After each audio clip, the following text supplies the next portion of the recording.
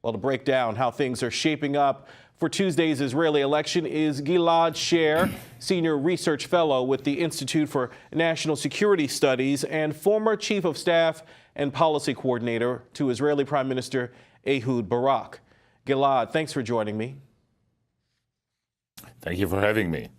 What do you make of this latest and last poll before the Israeli election? Gantz is in the lead, but it's close.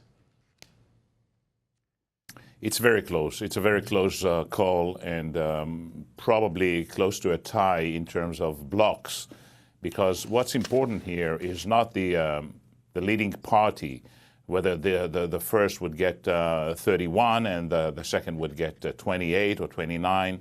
That's not the important factor here. What counts is whether one of the two leading parties could establish a governmental coalition.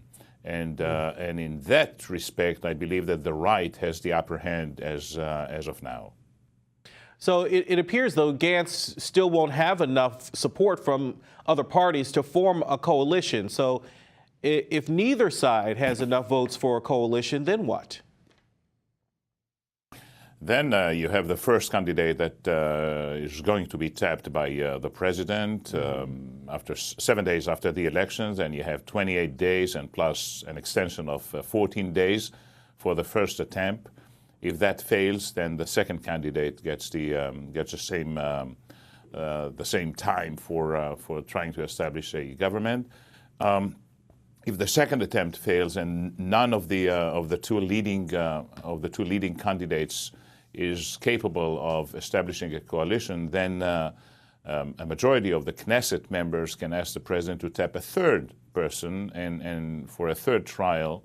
And if that fails as well, then you call for renewed elections and within 90 days. And throughout all this period, you have an interim government in Israel led by the outgoing Prime Minister Netanyahu.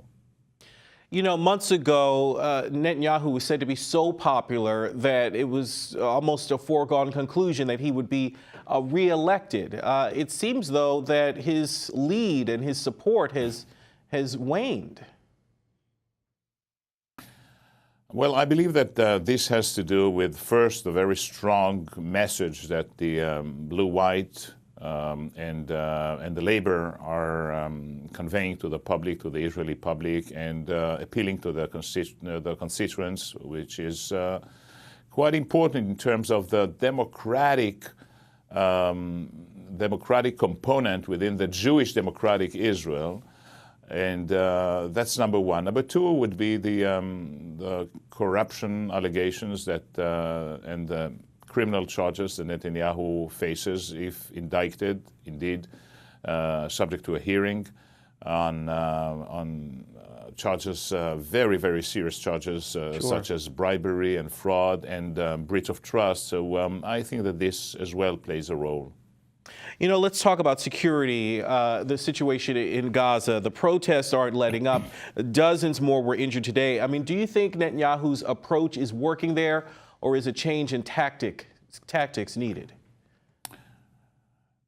Well, there is a change not in tactics, but in strategy. There is a need to restore the deterrence of Israel vis-a-vis Hamas and the other Islamic Jihad factions, etc.